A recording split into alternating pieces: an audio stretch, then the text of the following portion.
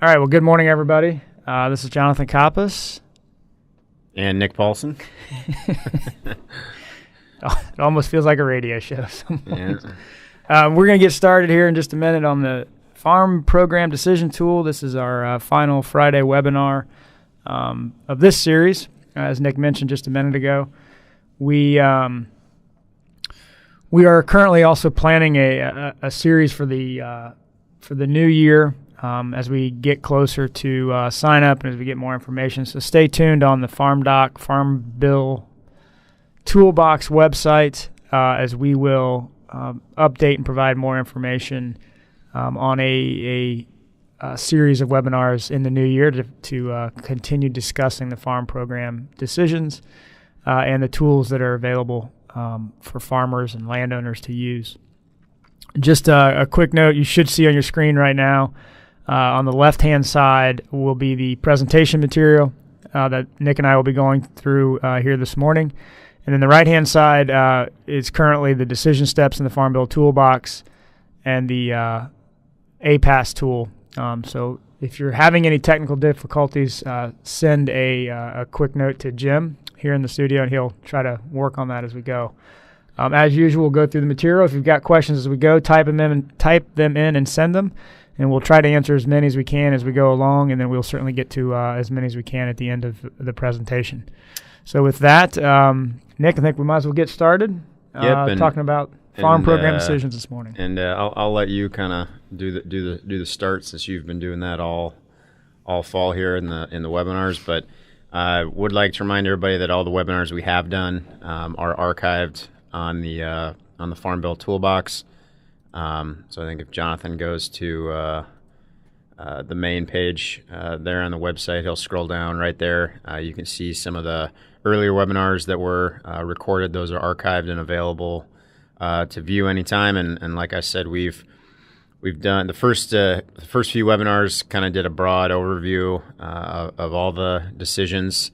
And then we've kind of focused on individual decisions over the past 4 weeks, looking at payment yield updates, base acre reallocation, the program election, so looking at PLC versus the ARC program options. And then finally today we're going to try to spend most of our time focusing on the new crop insurance program, the supplemental coverage options. So that's kind of how the webinar series has worked. So if you have questions on some of those other things, feel free to ask them today. We will try to focus though on SCO discussion. So if we don't get to one of those questions about one of the other areas, just know that there are resources online, and some of those questions may have been addressed in some of the previous webinars that we recorded. But I'll turn it back over to Jonathan. Get us going. One more note here on this front page of the Farm Bill Toolbox. You'll see an event registration for November 17th. We are holding a live in-person training session, education session on the Farm Bill programs and the web tools, web resources that are available.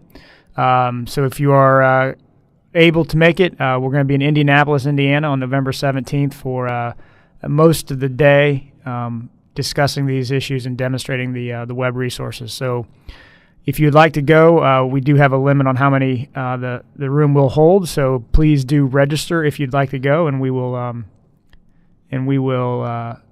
get you on the list and hopefully see you on November 17th. So that's coming up, and then as we said, as we get into the new year, there'll be a lot more with webinars and meetings and whatnot to help as we sort these decisions out. So just as we get started here, we want to mention right off the top the coalition of universities and organizations that have been a part of this effort. We want to thank them for all their work and thank them for their continuing good work as we do our best to provide education and outreach about the programs, about the web resources, and help farmers across the country and landowners across the country sort out these decisions from the 2014 Farm Bill. And also just a reminder that the web resources are there on your screen. The Farm Bill Toolbox, housed here at the University of Illinois and on our FarmDoc website, and the web-based decision tool called Agriculture Policy Analysis System, or APAS. You see those two websites in front of you, and they are linked together, so you can start with one and bounce back and forth between them. And we also note that the Farm Bill Toolbox, if you don't want to type in that website, you can simply just type in Farm Bill Toolbox on a search engine, and it should be one of the first websites that shows up in the results. So let's also do a quick reminder of the decisions we have and the deadlines that landowners and farmers will be facing. Just always want to keep in mind that these are one-time irrevocable decisions, and they are made per FSA farm. So you will make these once at the deadlines, by the deadlines there below, and they cannot be changed for the life of the Farm Bill. The first deadline is for landowners, and this is February 27th, and this is on the two decisions of whether or not to update your payment yields or whether you want to retain or reallocate base acres on that FSA farm. That deadline is February 27th. The second deadline is March 31st, and that is the deadline for the program decision, the decisions producers will make involving agriculture risk coverage county option, agriculture risk coverage individual farm coverage, and price loss coverage. That is March 31st, although FSA has indicated that that is not, or that they may leave themselves some flexibility to move that back if they needed. But right now, that deadline is March 31st. And so certainly plenty of time for landowners and producers to sort through these decisions and understand the programs, but those are coming up. So I think this morning again we're gonna focus on the supplemental coverage option, the new crop insurance program that was created. But I think we do just want to run through the other steps that we've laid out in this kind of 7-step process. We're suggesting that all decision makers, producers, and landowners go through here. Again, these are all outlines on the Farm Bill Toolbox website. You can go through. There's information, links, videos, webinars, fact sheets, links to posts that we've put on FarmDoc leading up to the Farm Bill, since the Farm Bill has passed, since the regulations have come out. So there's more detailed information on that Farm Bill Toolbox website for each one of these, but we'll just kind of run through them real quick and then spend some more time discussing specifically the supplemental coverage option this morning. Yeah, and here's the front page of the Farm Bill Toolbox. As you see, what Nick was saying and what we're going to walk through, we've got the decisions for this Farm Bill broken down into 7 steps, 6 decision steps in the sign-up, and those are all available here. And this Farm Bill Toolbox has been designed as kind of your one-stop resource for all the information you need. And as Nick pointed out, we've got videos and links. We're going to start with step 1, which is collect the information for your FSA farm, for each FSA farm. That involves that letter from FSA in August. You can see a sample of it here on the toolbox. And the main thing this letter is going to tell you are the base acres that are on that farm that FSA has on record, as well as what FSA has as reported acres planted for the crops. The other piece of information you're going to need for your farm, for each FSA farm, is the yield history from 2008 to 12. And we always note that crop insurance records will be accepted by the Farm Service Agency on that, should it be needed. But it is for the yield update, it is a self-certification. Here we go into step 2 on your screen. We've got the retain or update yield decision. We note this is a landowner's decision, and it's really simple. You either keep that payment yield for that crop as it's listed on the FSA letter, or you update it to 90% of the yields from 2008 to 2012. Your cropping history is going to be important for you to determine what that would be, as well as to have it on record in case FSA ever needs it. That includes crop insurance records. What they're saying is that they're going to, in making this decision, the landowner can self-certify to the yields for 2008 to 12, but those are subject to spot check and audit. One thing about this is a decision for the landowner, the owner of the FSA farm, and it's crop by crop. So you can certainly update yields for some crops on your farm and not others. And generally, you're going to look to update or keep that yield, which is the highest. So if the 90% of 2008 to 12 is higher than your current payment yields, you'll want to update. If it's not, you'll probably keep them just as they are. That's step 2 here. Step 3 is our retain or reallocate base acres. You see that there on the toolbox site. The videos are available and quite a bit of information.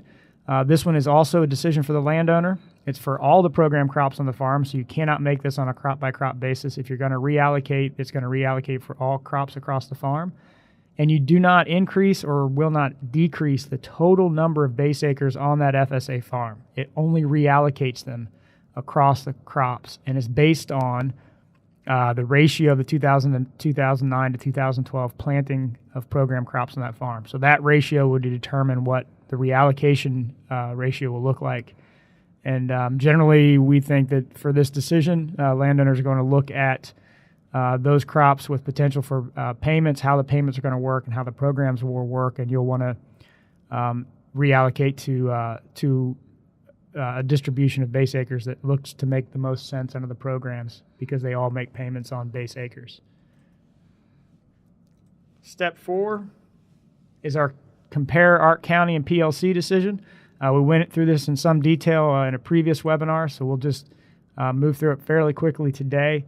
Just noting that this is for the producers on the farm. As we've talked about, in a cash lease situation, this is not the landlord. Landlords in cash lease situations are not considered producers under the statute or the regulation. So those farmers sharing in the risk of that crop will be the ones making this decision. They have to make it unanimous. And the Ark County PLC is a crop-by-crop decision. Just kind of reminding everybody that this Ark County is a county-based revenue program, whereas price loss coverage is our deficiency payment program when the market year average is below the reference price. Step 5 we talked about last week. That's the individual Ark program. Again, this is made by all producers on the farm. We also note that this program will calculate across all farms in that state that are also enrolled in the Ark individual program. This one's a revenue program as well, but it uses the individual farm level yields in the revenue calculation, and it's going to add all of the crops with base acres on that farm. It adds them all together, weights them by the acreage planted to the crops in the year we're talking about, and it pays on 65% of the base acres. This one's a little bit more complicated. If you've got questions or want to know more about it, we encourage you to review the webinar from last week where we went through it in some detail. And here's where we're going to spend most of our time today, and that's the supplemental coverage option, a new crop insurance program. And that's step 6 in our Farm Bill Toolbox Decision Matrix, where we have you think about SCO. So Nick's got all the details. He's been living with this program for a few months now, and it's going to help us understand all the ins and outs of SCO.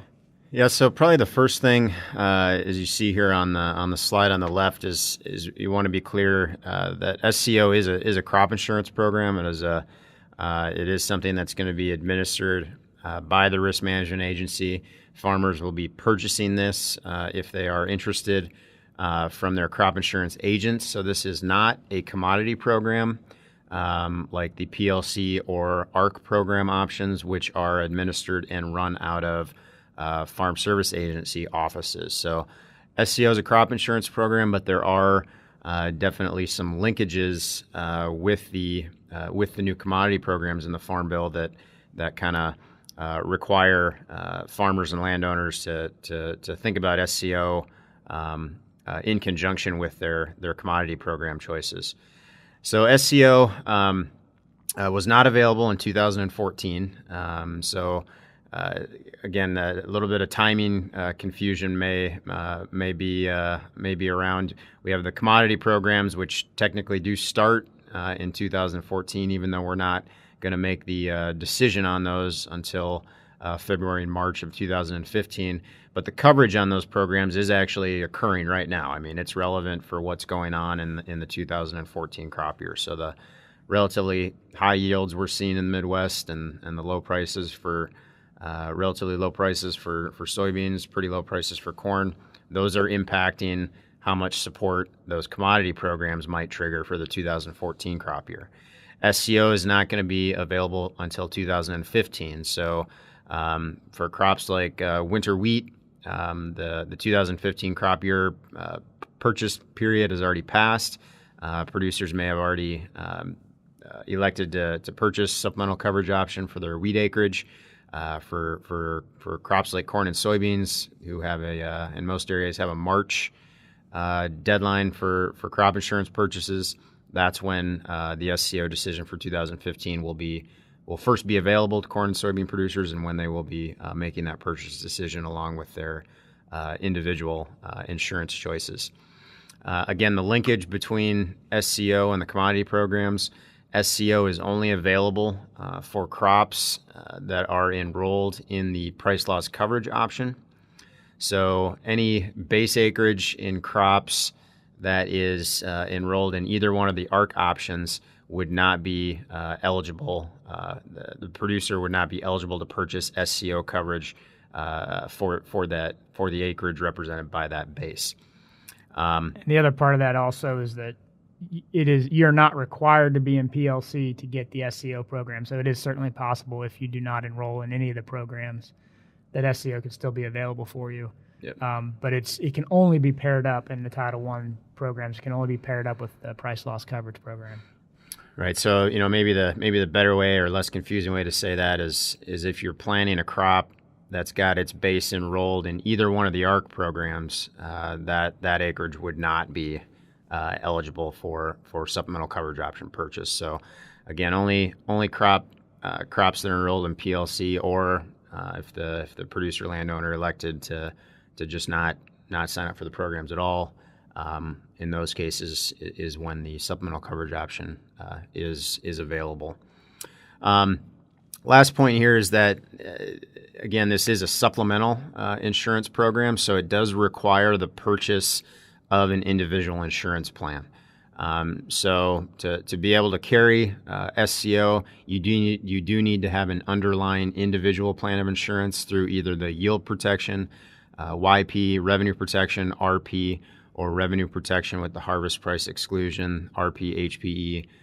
You have to have underlying coverage with one of those programs to be able to purchase SCO. Other thing to know, a big point about the supplemental coverage option is that it is a county-based program. It has a trigger that is based on what happens at the county level. Supplemental coverage option has a fixed coverage level. So coverage starts at 86% of the guarantee, and then how much coverage SCO provides is determined by what the farmer purchases for that individual plan of insurance. So SCO payments, coverage starts at 86%, and then coverage ends at the coverage level elected by the producer on their individual plan. And we'll try to provide a few examples as we continue discussion here this morning of what exactly that means. Again, what happens at the county, or if county level data is not available, some higher level of aggregation might be used, but the program is intended to work at the county level. What happens at the county will actually determine if payments are triggered in that county in any given crop year. And what happens at the county also determines the relative size of the payment that any individual farmer will receive. So again, really important thing to understand about these county programs.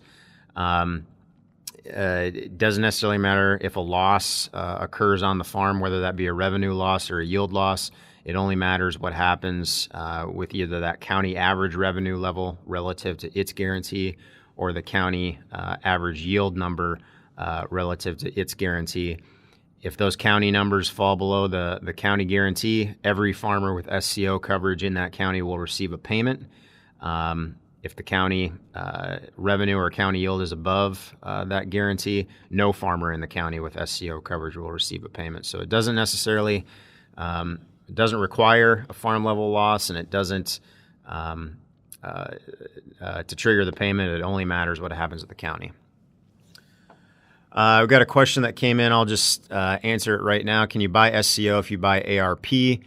No, you cannot. You need to buy an underlying individual plan of insurance. You cannot couple SCO with any of the other existing area plans that are available. So ARP is kind of the new acronym for area coverage in the crop insurance program. Some of you may be more familiar with the GRIP or GRP programs. That's what they used to be called. You cannot purchase SCO on top of those programs. It has to be an individual plan of insurance. So again, getting back to the discussion here, what happens at the county determines if a payment occurs. It also determines the relative size of the payment, but it's actually the farmer's the value of the individual farmer's deductible that will determine the dollar amount that they actually receive for their indemnity payment. So again, it's the relative size at the county that matters, and then there's a county payment factor that is applied to the farmer's liability that determines the individual indemnity payment that any farmer might receive. And that's kind of the big and unique aspect of this. Is not only are you supplementing your individual policy and individual insurance, but the SCO program has that mixture of the county trigger and that determining the size of the payment, but it's applied back into the underlying policy's deductible. And so it really has a very different operational function than what we've seen out of either the previous county level ARP now type programs, as well as your individual combo products that we've dealt with. So you're seeing multiple kind of components of that in this SCO program. Right. So here, just trying to visually provide an example of how SCO works or how it's designed to work. If we think of the range of outcomes here on the right, so an overview of the coverage, anywhere from 0% of your expected yield or revenue all the way up to 100%. Your traditional individual plan of insurance, that's going to provide coverage starting at your coverage level all the way down to if you had a total crop failure. So here in our example, if we're talking about SCO with a 75% RP policy, your individual plan of insurance represented in red would cover revenues if they were below 75% of your guarantee all the way down to again, a total crop failure. And then anything above that is what we call your deductible. So the uncovered portion of the possible outcomes in terms of revenues. SCO is designed to cover a portion of that deductible range. So again, SCO begins coverage at 86%, and it goes down to that individual that coverage level on your individual plan. So in this case, if you're coupling SCO with a 75% RP policy, your SCO coverage range would be from 86% of the county revenue guarantee down to 75% of the county revenue guarantee. So again, the county revenue would have to fall below 86% to trigger a payment, and then how far below that 86% the county revenues came in at would determine the size of the payment and how much the dollar amount that the farmer would receive in terms of an indemnity.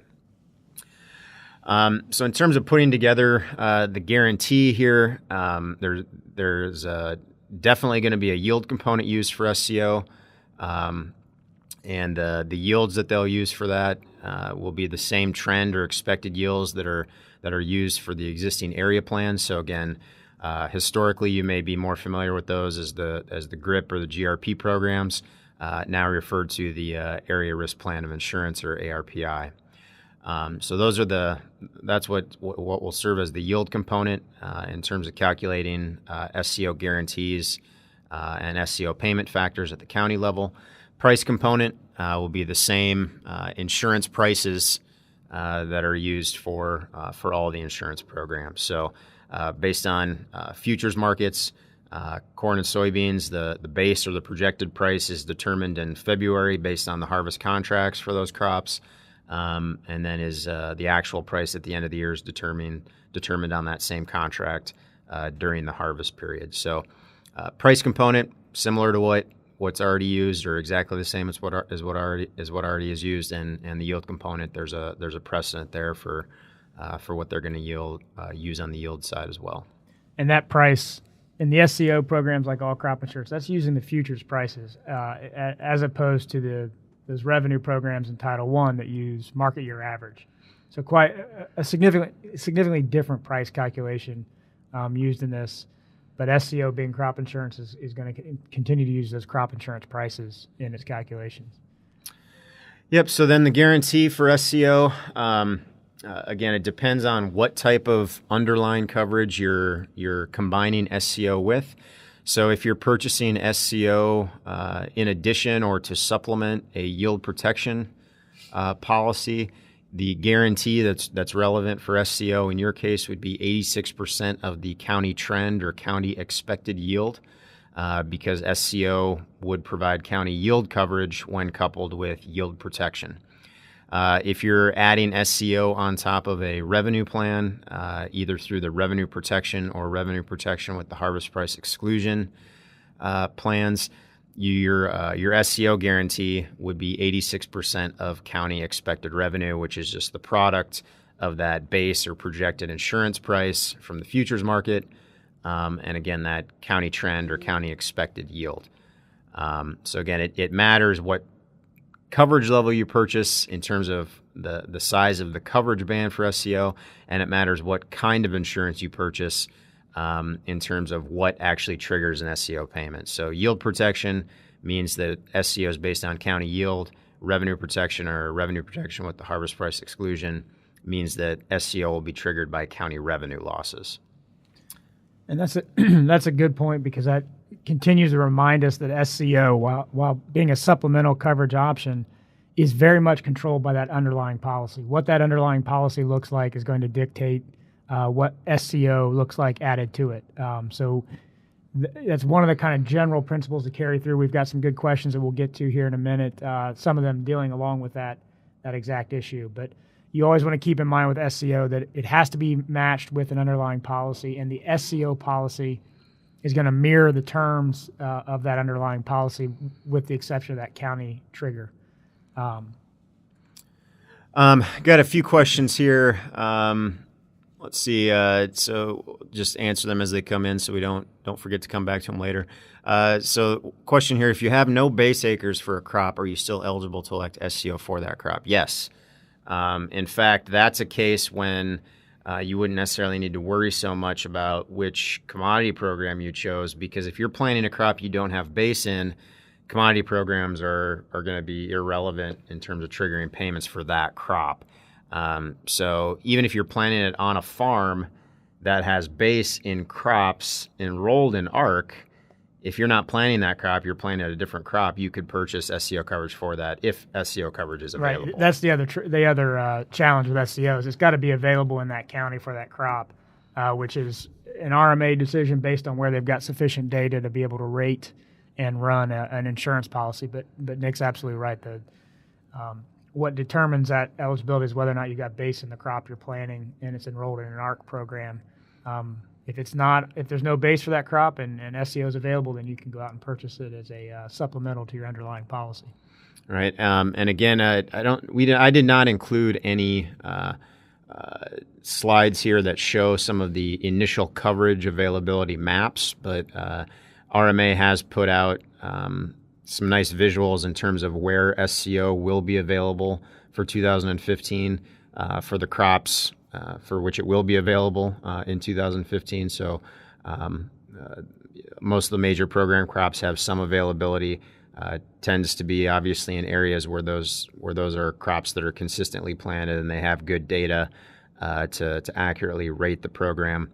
Like I said, that information is available on the RMA website.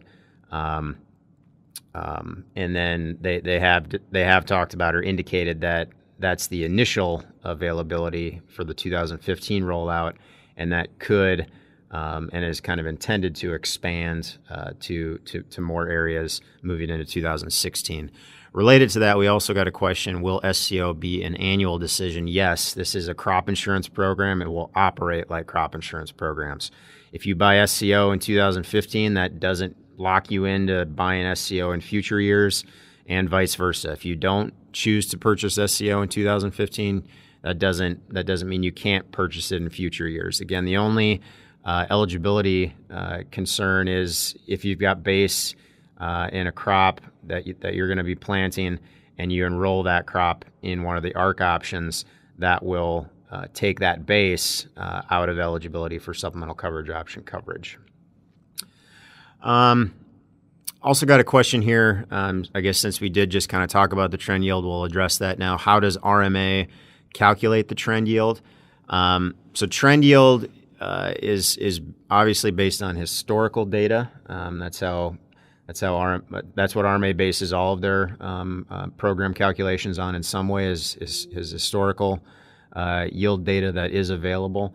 So they take the historical yields average yields in a county, and they use various combinations of statistical analysis to come up with an expected yield for that county in a given crop year. So it incorporates the effect of increasing yields over time or trend yield. Again, the quick answer, but not the best answer, the most clear answer is it is statistical analysis based on historical data to come up with an expected yield for that year. So maybe pick up a couple of these more as we go along here. Continue discussing SCO, and one of the main issues being that this premium, so one of the differences is a crop insurance program, you're going to be paying a premium for the coverage that's set by RMA, but there's a subsidy rate of 65% of that premium cost to the farmer will be covered by 65% of that will be covered by the government in this insurance program. Yep, and they have now, I guess, released the premiums for some of the crops that'll have a March deadline, like corn and soybeans. We haven't really had a chance to take a look at that information in too much detail yet. A little bit later this morning, we are going to take a look at some wheat premiums for SCO and compare those to what they look like for the underlying individual plans for wheat producers as well. But again, those premiums are going to be set by RMA, just like the premiums for existing plans of insurance, and the subsidy on that premium is going to be 65%. We can talk a little bit more again later when we get into some of the SCO discussion issues at the end about how that subsidy rate compares to subsidy on some of the current plans at the various coverage levels. So how does SCO actually work in terms of triggering indemnity payments? It's what can be viewed as a fairly complicated way of calculating payments, but I'll try to make it as simple as possible. I did provide a couple of formulas here. I apologize for that on a Friday morning, but Friday morning is a little early for formulas. It's hard for an economist to do a presentation without at least a few formulas. So the main thing to understand about SCO is what triggers a payment is what happens at the county, and then the relative size of the payment is also determined by the size of the loss at the county level. So how much is that county trend yield below 86% of the guarantee, or how much is actual county revenue below 86% of guaranteed revenue for the year. And the way that and how that works mechanically is whatever happens at the county goes into a formula to calculate a county level payment factor, and that's kind of the somewhat complicated, not the best formatted on the slide formula you see there, listed as county level payment factor. That is a percentage that'll be between 0 and 1, and that determines the relative size of the payment that any farmer will receive in that county. How much the individual farmer receives then is determined by that individual farm's maximum farm payment. Again, SCO coverage starts at 86%, goes down to your coverage level. So that's what you see there in parentheses. That's the size of the coverage band. And then you multiply that by the value of what the farm is insuring, or the farm's liability, which in the case of revenue insurance would be expected revenue, or a base price times the farmer's APH yield. So again, the county determines the payment, determines the relative size of the payment through that payment factor, but then the individual dollar amount that any farmer receives is tied to the value of their farm liability.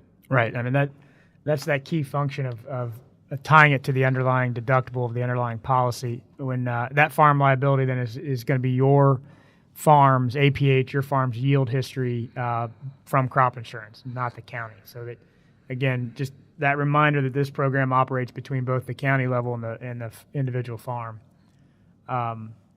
Here we've got an example I think we can walk through. Yeah, and I'm not gonna focus too much here on trying to go through that county level payment factor calculations, but I will just kind of go through a fairly simple example here. So if we think about a corn example, 2014 we had a $4.62 base or projected price for corn. If we think about a county, if we're located in a county that has 180 bushel county expected trend yield, then the revenue guarantee at the county level for the SCO program would be the product of those two would be $832 per acre for that crop year. The SCO guarantee then would be 86% of that, or $716 per acre. So if we're looking at an SCO policy coupled with a 75% revenue protection plan in this county, payments on that SCO plan would be triggered if county revenue falls below that $716 guarantee, and the maximum payment would be reached. The payment factor would be equal to 1 if county revenues fell as far as $624 per acre. So revenues in between those two values, 716 and 624, would trigger a payment, but it wouldn't be a full payment. Any county revenue, any actual county revenue that came in at 624 or lower would imply that farmers would get their maximum SCO payment. Again, it will vary by farm, but every farm would get their max payment. If we think of what an individual farm might look like in that same county, again, it's going to be the same base price that's used, whether you're talking about looking at farm level coverage or area level coverage with SCO. It's that 462 base price. Maybe the farm has a little higher APH yield than the county average, so 185 bushel yield. And if we take, and I can see a typo there on the slide, it should say 462 times 185, but I did do the math right. 855 per acre would be the farm's individual liability. So that is 462 times 185.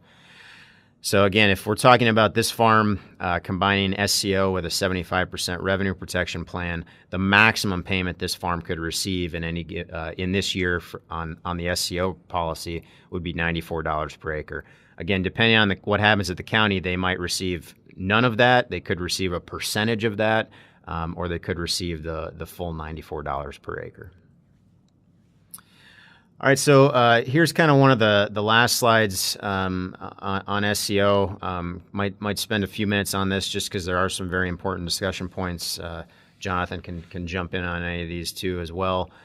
We've kind of alluded to a few of these things, but just some things to think about as you compare the type of coverage that SCO, the type of risk management that SCO helps to address, compared with what some of the commodity programs do.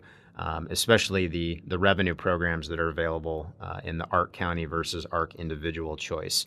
Again, heard a lot of people, kind of want to say that, why do we have two revenue program options available? What's the difference between these two things? So some of these discussion points are trying to get at some of those issues because there are some pretty important differences between the type of revenue coverage offered by SCO versus ARC. Yeah, and that may be one of the first points up front is the ARC programs calculate revenue very differently than SCO. In the ARC programs, you'll recall you're using those 5-year Olympic averages of revenues or of yields and prices, whereas SCO is using that futures market projected price, harvest price of crop insurance, and then the actual yield histories in the county and on the farm. And so slightly different methods of calculating revenue. But the two programs, SCO and the ARC programs, do include revenue calculations. But you want to try to keep those differences in mind as you compare and think about how the programs work. And Nick's got a point here about the timing of payments. SCO is going to be a lot different. Those payments are going to come a lot quicker because they are indemnity payments from crop insurance, whereas the commodity programs, ARC and PLC, are using a 12-month market year average price. So you've got to wait for that marketing year to run its course, and then payments come out after that. So, for example, the 2014 payments on ARC and PLC would not be available until October 1, 2015, because we've got to run through the marketing year and calculate that market year average price to be able to see if we've triggered a payment. Whereas crop insurance is going to come out a lot faster because you're calculating an indemnity there through RMA and delivered by the crop insurance industry. Right. So, if we wanted to make a comparison in terms of, timing, if you want to think about the 2015 crop year, if you're a corn and soybean producer, you're going to have to make your commodity program decision by March 31st. You're going to make your crop insurance decisions in a lot of areas by March 15th. Okay. Crop insurance, you're going to determine your price guarantee in coming up in February. The period that crop insurance covers price risk is within the crop year, okay? And obviously the yield protection is within the crop year as well. So, how prices change, how futures prices change from February to harvest is what crop insurance is covering in terms of the price side. Those, as Jonathan just pointed out, those commodity programs are going to be covering a different kind of price risk. So it's a historical guarantee, first of all. And then it's also, how does the marketing year price vary or differ from that historical guarantee based on historical marketing year average prices. So 2015, your crop insurance period is from the spring to harvest. On the SCO side of things, we'll know county average yields for 2015 in February-ish of 2016. So you'd be looking at receiving SCO payments kind of around planting time of the next crop year, whereas on the commodity programs, you'd be looking at receiving a payment if it was triggered not until harvest of the following crop year. So again, just to clarify what we mean there by the timing of indemnity payments on SCO versus commodity program payments related to the same crop year. And the acres are a lot different in these two programs too, as you've got noted here. Crop insurance programs use what's actually planted, 100% of the acres you plant to the crop on the farm, whereas the Title I commodity programs use base acres, and they make payments on base acres. So very different. Percentage of base acres. Actually, that's a good point. 85 or 65% of the base acres on the farm as compared to SCO. So another pretty significant difference between the programs and something you want to factor in or consider as you go through it. The SCO program is not going to use base acres, but individual ARC County and PLC all use base acres. You will trigger payments under those Title I programs, not based on what you're planting, but determined by what base acres you have on the farm. And that kind of goes back to that question we had earlier about if you don't have base in a crop, then you can get SCO for that crop when you plant it, if it's available. Yep. Payment limits are another thing we've gotten question about, I think, every week in the webinars. $125,000 aggregate, I guess, payment limit on the commodity programs. So, all the collection of all base acres, all FSA farms in the farm operation are subject to $125,000 payment limit per payment entity on the farm. So there are payment limits on the commodity programs. SCO is an insurance program, so there are no payment limits associated with the indemnities that you could receive on those acres covered under SCO, or the indemnity payments on the individual plans of insurance that you use on those planted acres either. In much the same way that adjusted gross income eligibility requirement that is a part of Title I commodity programs, ARC and PLC, that also does not apply to SCO. You do not have an adjusted gross income eligibility provision for SCO. So no payment limits or AGI involved with the SCO program. All right, and then the final point here is the premium cost issue, and we do have a few slides coming up with taking a look at some of the premiums that we do know exist, at least for wheat acres in a county in Ohio is the example we're going to look at. But there is a premium cost associated with SCO. So the ARC program or the PLC program, the commodity programs that you can elect, there is no direct cost. I mean, there's obviously a time cost in making the decision and a time cost in signing up and electing those things, but there's no direct cost associated with those. Farmers will pay a portion of the premium associated with the SCO program. All right, now the final point that I have on this slide is I think something that we might come back to, because I do want to make sure we get a chance to take a look at some of those wheat premiums. But another thing to think about for SCO is what are the available individual coverage levels or what are the coverage levels available for individual plans of insurance in your area. I think that's going to be another important factor in determining whether SCO is a program that producers should consider. We've got a few questions related to this, but why don't we maybe come back to that point? This slide here is one that's probably tough to read on your computer screen. We have a giant screen in front of us, and it's tough to read for us. So some of the numbers here you may not be able to see.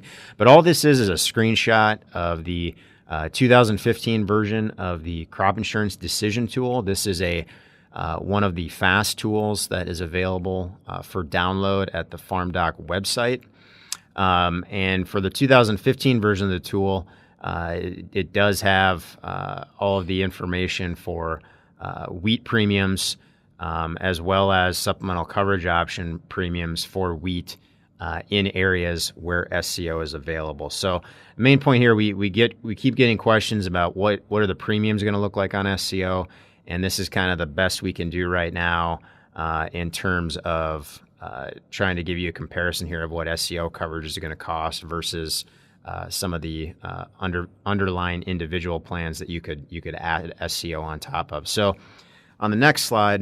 And if you just real quick, if you followed what I did coming out of that toolbox, you can get to the FarmDoc website here, and under the tab that says Fast Tools, Farm Analysis Solution Tools, you will see that crop insurance decision tool down here for 2015, as well as one of the previous tools we demonstrated a week or two ago that's specific to comparing Ark County and PLC. So you can see those; they're available on the FarmDoc website. And actually, Jonathan, that's a perfect way to segue to one of the questions we got, because there was a question about downloading that tool we talked about a few weeks ago. So if you want to go back to that. Yep. That Ark County and price loss coverage program comparison tool, that spreadsheet tool that we demonstrated the other week. 2 weeks ago, right? 2 weeks ago, I think it was now. I'm losing track of my time quickly these days. That's available right here to download. It'll save it onto your computer, and it's an Excel type file, and you can then enter in specific information, and it'll determine payments based solely on what you're entering in there. It's not a modeling web-based application, but it is a tool that you can download. So it's here as well as the crop insurance decision tool, and that's at FarmDoc, which you can always jump to out of the Farm Bill toolbox. Back to the slides. So we'll go back to our SCO example for wheat. So I've blown up portions of the screen that you saw on the previous slide here, and try to highlight here maybe the things to look at. So what you see at the top in the blue shaded area are revenue protection premiums for wheat coverage. And why don't you go back a slide just to make sure I remember what county we picked here. This would be Wyandotte County, Wyandotte County in Ohio. And so if we looked at a typical farm in Wyandotte County, Ohio, if they're buying wheat coverage, if they're buying a revenue protection plan, you can see the premiums there at the various coverage levels, as well as the different unit structures that are available in the crop insurance program. So if we take a look at enterprise units, the premium cost would range anywhere from $1.42 per acre at 50% coverage, all the way up to $17.78 per acre for an 85% RP policy. So this is your underlying policy right here. Right. This would be your individual coverage level and that cost per acre for that individual policy. Yep. So that would be the farmer paid portion of the premium on revenue protection. You can also see revenue protection with the harvest price exclusion there and kind of the reddish, I guess, shaded box. And then down below just provides a summary of what the SCO premium is, what the SCO premium is as according to RMA. So these are actual premiums that RMA has set. This is what a farmer in this county would have to pay for SCO coverage if they were adding it on top of their underlying plan here. So if we want to take a look at adding SCO onto a 50% revenue protection plan, you'd have the $1.42 RP premium plus the $6 SCO premium, which would provide SCO coverage 86% of the county revenue down to 50% of the county revenue. You'll see with the SCO premiums, what they've done is they've rounded to the nearest dollar. That seems to be the approach that they're taking with SCO premiums. So you don't see a difference in cost between SCO with a 50% RP, 55% RP, or 60% RP underlying policy. The other thing to notice is how the premium cost actually declines as you move down in that table, because the coverage band of SCO is getting smaller. As you increase your individual coverage level, the amount of coverage SCO is providing is getting smaller, so the premium cost associated with SCO is going to decline, but the premium cost associated with your underlying individual plan will obviously increase. So you'd be looking at adding the two values here. It'd be a total of $7.42 for 50% RP with SCO versus $18.78 per acre if you're looking at an 85% RP plan plus SCO. Okay. And then in this last slide here, we can just leave it up, and you guys can make some comparisons here. But just looking at yield protection premiums, same county, Wyandotte County, Ohio, and then it'd be the third column or the final column in that SCO table that you'd add the SCO premium to your underlying policy at the various coverage levels to get your total premium cost. So anywheres from $2 per acre to add SCO on a low coverage level yield protection plan, all the way up to to as little as $1 per acre to add SCO at some of the higher coverage levels. And so, like, for example, on this, Nick, we were showing that 75% coverage in an earlier example. And so you would, in this case, at 75%, you'd have this that premium cost there of, say, on a basic of $7.15. Then you'd come down here, if you were putting SCO on top of it, you add that $4 onto it. So you get you're paying $11.15 for that coverage. You can see how that stacks up against higher coverage levels, as well as just kind of what that means in this calculation. But well, in this case, so if you're buying 75% yield protection on a basic unit, yeah, that'd be $7.15 for your underlying yield protection plan, and it'd be another $1. It's the third column there with the YP with the YP premiums. I mixed my columns. Just to clarify that. Yep. Thank you. I mixed my columns up. All right. So that's SCO. Just real quick, as we kind of look over some of the questions we have in front of us, we do want to keep a reminder that you can then get an estimate of this program through the APAS. I'm on the sample farm where we simulate a farm based on historical data and information that's out there. Here we are in Wyandotte County, Ohio. You see the wheat acres, and then we go into this expected program payments, and you begin to see the SCO show up in the averages over the 5 years because it's not available for 2014. You see we're at a 75% coverage level, which we can change. We use the lower USDA price range and get our expected payments per crop. We were looking at wheat. We can get a sense then of what SCO would look like on wheat at 75%.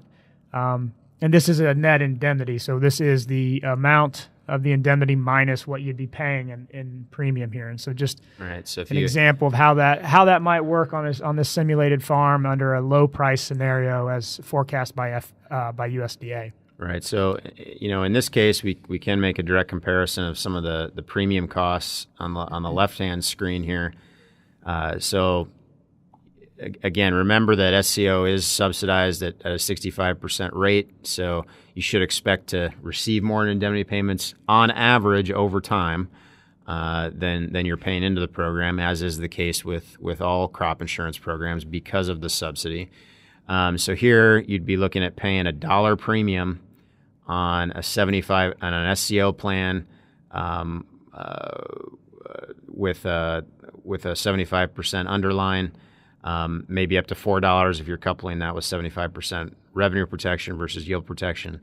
But the expected payment on that here in the sample farm is showing a $2 per acre per year payment net of premium on SCO. So you'd get back $2 in addition to getting the premium back that you're paying into the program. That's what that $2 should be interpreted as there. Right. And keeping in mind these are estimated expected payments modeled through a whole bunch of scenarios to try to get a sense of how programs will operate in the future. And one of the questions we have is, are these expected payments per acre per year over the 5 years?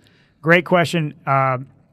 They're depending on what we've clicked into. Right now, what I'm showing on the screen is the average payment, the average expected payment over the 5-year horizon, 2014 to 2018, for these programs. If I want to just see 2014, I can go to that 1-year horizon. You'll notice there's no SCO for that 2014 crop year because SCO is not available, so you see that change.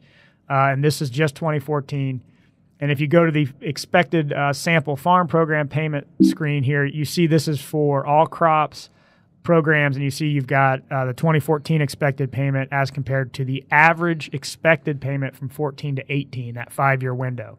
So the tool is going to show you a multitude of potential expected payments out of the model, but what I was showing there was the 5-year average over that 5-year horizon.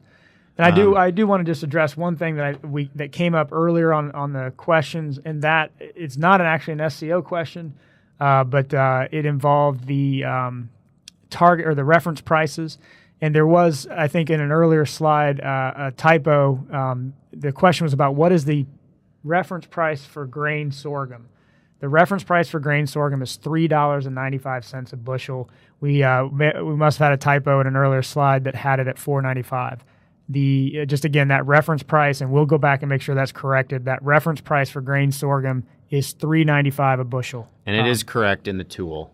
It is correct in the tool, right? That was just our fault, a typo in the slides that we used. But yeah, it is $3.95 for grain sorghum. Another question I thought I saw but don't see anymore. I think someone pointed out another typo in our supplemental coverage option, our set of premiums here from the crop insurance decision tool. As you can see on the left there, it shows you the range that SCO is covering for each one of the options. All of them should be from the coverage level up to 86%. So you can see the 65% to 70%, that should say 65% to 86%. So that's something we can take care of. Thanks for pointing that out. I hadn't caught that, but it definitely should be 65% to 86%. Right. SCO is always going to cover up to 86%. It's the only thing that changes on SCO is the bottom side of that range based on your underlying policy. So thank you for the sharp eyes on that here on this Friday morning. Get some more questions as we go. If you've got questions, type them in and send them to us, and we will answer them as we go here. Questions about SCO in particular, or any of the program choices or decisions you've got before you, we are happy to try to answer them. And just kind of keep in mind that as we go along here, we're keeping all of these questions and are going to provide a frequently asked question tab or link on the Farm Bill Toolbox. That is still being developed. So we will get that. Even if we don't answer your question here this morning, check into the Farm Bill Toolbox, and there'll be answers to these questions that'll be up on the website. So, Nick, what do we got? Let's look at our SCO premiums rated relative to the producer or the county. They are based on county numbers. So the premiums they're rated based on the rates, which ultimately determine the premiums in any given year, are based on historical county data. That is why SCO is only available initially in areas that had good data, and again, RMA will should be working to has said that they're working to expand that coverage in future years, but it is mainly data limitations, aggregate data at that county level that's determining the initial availability in 2015. And just real quick, we have a question here about what are the price scenarios or the price forecasts that USDA has provided that are being used in the APAS tool. If you go to that expected sample farm program payment tab, you see show prices there, and you see the USDA projected prices for 15 to 18 on your screen, and that is what we were using in the model to calculate expected payments. So in those out years, you can see where for corn you're down below the reference price as is wheat. You've got the CBO, the USDA, and the FAPRI series that are being used, and you can compare those. if you go into the build your own or custom farm component of this APAS tool, you can enter in specific futures prices that will be used in the model. We got a question. The blue bars in the APAS tool, are these ARC County payments expected over 5 years? It depends on what screen you're in, but in what we're looking at right now, and Jonathan is mousing over the ARC County 5-year horizon expected payment. That is not the total payments, the sum of the payments that would be expected over 5 years. It is a measure of a 5-year average. So the taller bar on the screen we're looking at right now is the ARC County payment that would be expected, that we would expect for 2014 on this farm. And then the bar to the right, the shorter bar, is the average ARC County payment we would expect over the 5-year horizon of the Farm Bill. So sort of a yes to that question. And then you can also go in and look at program payments per acre by crop. Here, again, ARC County is represented in blue, and Jonathan's switching between the 1-year horizon. So right now, again, we're looking at the expected payment per acre for ARC for 2014 versus the 5-year horizon, which would be the expected ARC County payment per base acre on these crops, again, averaged over the 5-year life of the Farm Bill. So they're both annual payment measures. One is for 2014. That's the 1-year horizon. The 5-year horizon would be the average annual payment over the life of the Farm Bill. So good questions. And again, just a reminder, there's a multitude of ways to kind of look at these programs and compare them. One question we have, we're still, I guess, a little bit on the ARC and PLC discussion, is updating price projections and when those get incorporated. I think this is correct that FAPRI has said they're making monthly revisions. We are not updating those prices on a monthly basis. One of the reasons is just the ability to do that and keep up and how much the update matters for prices that we're still forecasting or guessing. And so what you're using right now are the prices that show up on the screen here. That's what's being used. Those will be updated as we go along, but we're not going to update monthly at this point. And one of the key things to keep in mind is that since nobody really knows what prices are going to be, what you have are these high, low, and sort of mid-range price levels to look at as a comparison on the programs, and then the ability in that custom farms to change or modify the projected prices out. So there's a couple different ways to go for it or go through it. Right now, the prices you see here on your screen are the ones being used. They will be updated as we get closer to the decision, but we're not updating monthly at this point in time. I do want to come back to a couple more SCO questions, but I'm going to at least answer one more non-SCO question. How are double crop beans handled in terms of base acres and payments? Again, if you go to your FSA letter, we covered this in previous webinars. When you look at your option to reallocate base, double crop acres planted to double crop will be included in that reallocation calculation. So if you've been double cropping some soybeans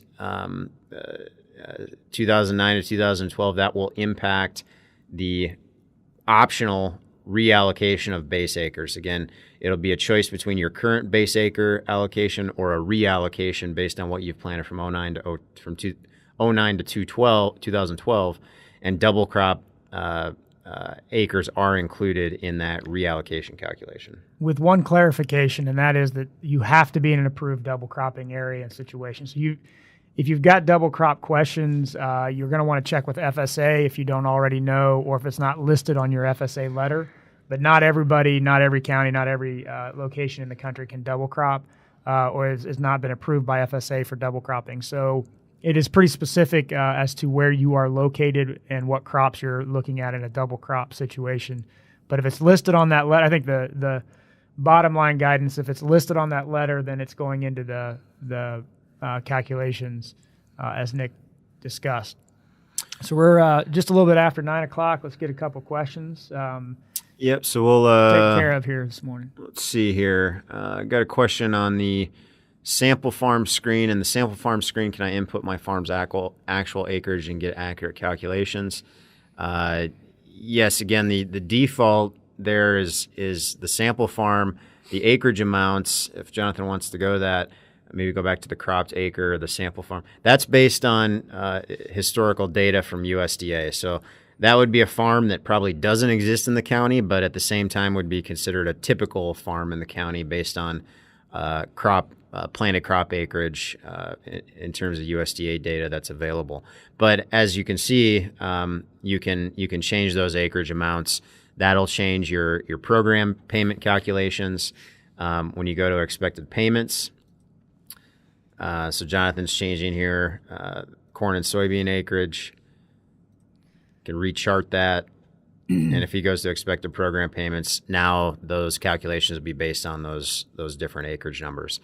So for the expected sample farm program payments, that kind of whole farm measure, that screen will change. One thing that won't change, though, is the per acre by crop payments. So if Jonathan selects that there, that's not really dependent on how many acres you're planting each crop, because that is a per acre measure. So, but yes, if you change the sample farm acreage amounts, it will change the program payments in that sample farm tool.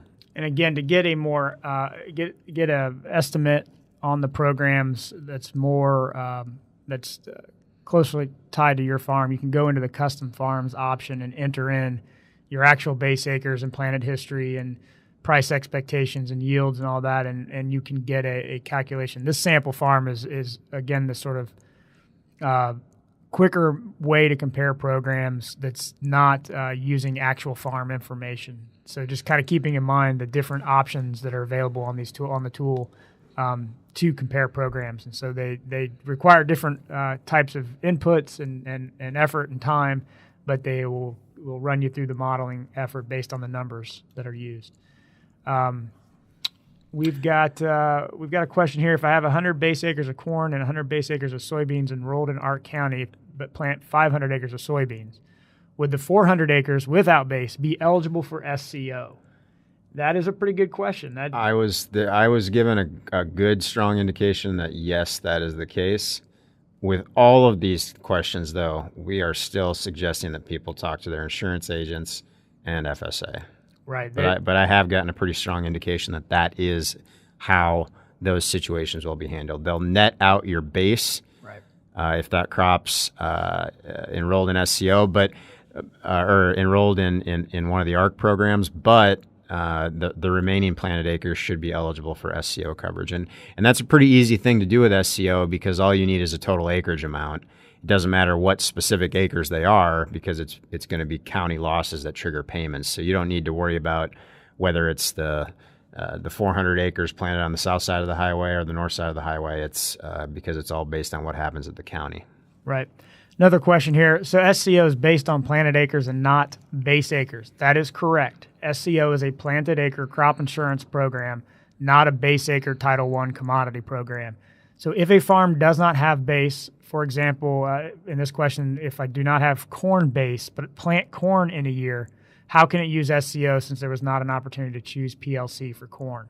Again, in this scenario, if you do not have corn base but plant corn, what is available to you then would be SCO on that corn that you've planted. What is not available would be price loss coverage for that corn, because you got to have base acres in the corn to have a PLC coverage for corn. In that scenario, you, again, kind of a reminder, you don't have to be in a Title I program for SCO eligibility. What matters from Title I to SCO is you cannot mix SCO with the agricultural risk coverage programs. So in that example of that question where you do not have corn base but plant corn, SCO would be available on that corn if it's available in that county. That's the other challenge with SCO is it's not going to be available for all crops in all counties, because it's going to depend on what RMA has for data and what they've got out there on the county level. So it's still possible that SCO would not be available. You'd want to check on that, but it would be the case that if it's available in the county, you would be able to purchase SCO for that corn where you do not have corn base. All right. So it is about 10 after 9, so I think we're going to kind of wrap it up here with one last question. And I'm going to try to kind of maybe combine a few questions together. So gotten a question here. Does SCO look like a fairly affordable or cheap area coverage to add on top of traditional coverage? And, would that, the fact that it's affordable or cheap, would that make it attractive for producers on above average ground in the county? Kind of similar, I guess, to how we saw GRIP experience work. So I'm going to kind of try to address that question here, because it's kind of getting at this issue that we've run into is, should the availability of SCO impact your individual crop insurance decisions, and who really is going to be interested in SCO? So I think what we've kind of started telling people and have been telling people for a few months is, you have to keep in mind that county coverage, even if it does have a higher subsidy rate, which a 65% subsidy rate on SCO is a higher subsidy rate than some of the higher coverage levels, like 85% on the individual plans. So if you're currently buying 85% revenue protection or 85% yield protection, it is possible that you could save a few premium dollars by reducing your individual coverage level and adding SCO on top of that. But you need to understand what you're doing in those cases. You're trading off individual farm level coverage for something that might be a little bit cheaper, but is based on an area index or a county trigger. Okay, so in terms of risk management, that is not going to provide as much good risk management for the farm in terms of covering the farm's revenues and or the farm's yields. So I think that's something that you really need to keep in mind. So what we've been telling people is, if you're in an area where 85%, you can buy individual insurance all the way up to 85%. If that's something you've already been doing, we wouldn't necessarily suggest you look too seriously at changing that, because again, you'd be buying inferior insurance. I mean, insurance at the county rather than at the individual level, just to potentially save a few premium dollars. Right. If that 85% individual coverage works for you, and like Nick said, you've been purchasing it and it works for you and your risk management, it gets really difficult to understand why you would trade that off to get a county level trigger, and then the maximum is 86%. So you're still applying it to your individual crop value and indemnity. So it's kind of an odd trade-off at that high level to make. It does get to be a very different calculation if, say, you can only get 75% right. in your area. And there's a lot of areas where 75% is the max individual coverage level that you can buy an insurance policy for. A lot of areas in Illinois where the maximum coverage level for wheat is 75%. In that case, the ability to add supplemental county coverage up to 86% is kind of a different comparison. That is adding probably some more meaningful additional risk management benefits onto that maximum individual plan at 75%. In which case, then you're back into this point of the decision process of comparing the PLC in that situation, the PLC SCO combo in that situation with the ARC programs. And so, the challenge with this farm bill and with these programs is there's quite a lot of moving pieces and quite a lot of complexity in how this decision is made. And it's always a good reminder that there's no simple answer, and there's no easily locked down overall answer for most of these crops through these decisions. And farmers are encouraged to go into the web resources, run the tools, run the calculator, and get a sense of what the programs will look like on their farm, because your farm in your county may be different than somebody else's in many respects, and certainly in how the programs are going to operate. And so it is a challenge, but again, you've got plenty of time. These decisions are not until March 31st at this point, so quite a bit of opportunity to run the web resources here and sort it out. So we've hit a quarter after. Do we got one more question in us, or are we going to wrap up for today, I think? I don't know if we got quite a bit of these that are very specific on comparing SCO and GRIP and some of the historicals. So it's going to be tough to kind of answer those right now. We'll try to get more information out through Farm Doc Daily and on the Farm Bill Toolbox. Maybe it's tough to sort of provide some of these individualized questions a little bit more. So Here's stay tuned on that pit. Here's just one more quick general question, then we will have to sign off for the morning. This is a non-SCO question, but if a producer is new to a farm, are the reported planted acres on the farm from 2008 to 2012 still what is used in the base acre reallocation? And Jonathan can back me up here, I think, but that the answer to that question is yes. So these are issues that we're getting a lot of questions about. Tenants changing across crop years. These decisions are going to be tied to the farm. They're based on the historical data, regardless of who is operating it. Right. Same thing with the yield update. It's the yield on that farm. Even if the tenant is different than they were from 2009 to 2012, it's the planted acres on the farm. Even if the tenant is or the operator is different now than it was from 2008 to 2012 in that case. But that is the information that is going to be used in these decisions. Yeah, and that's the standard rule when you're dealing with these Title I programs and base acres. The base acres, these are records that run with the farm, that run with that FSA farm, which means they're tied to it. They stay with it regardless of the owner, regardless of the tenant situation. So in this case, the base acres and the records for that farm stay with that farm even when a new person has purchased it. The same thing going forward. If you buy a farm after these decisions, then that farm, what you're purchasing are the base acres for that farm as well as the decisions made on that farm. So you will actually have the programs from the previous owner. Those do not change. Change in ownership, change in tenant situation is not going to alter or revoke or otherwise change the program decisions, and certainly doesn't change base acres and historical payment yields. Those are records for the farm, and they stay with the farm. So something to always keep in mind when you're dealing with these Title I programs on FSA farms, that information runs with the farm. And I think with that, then we appreciate everybody that joined us here this morning in our discussion of SCO and the program decisions. And we really thank everybody who has throughout this series of webinars has joined us and gone through it with us. We are going to close it for now with a quick reminder of the Farm Bill Toolbox, which you can find on our website, the Farm Doc Illinois website, or just Google Farm Bill Toolbox and it'll come up. All of these webinars that we've done for the past 6 Fridays, including this one, are all archived on this website. Today's webinar will be archived on this website as well. And you can access those at your convenience when you need. Go back to and find answers to questions or something you may have missed.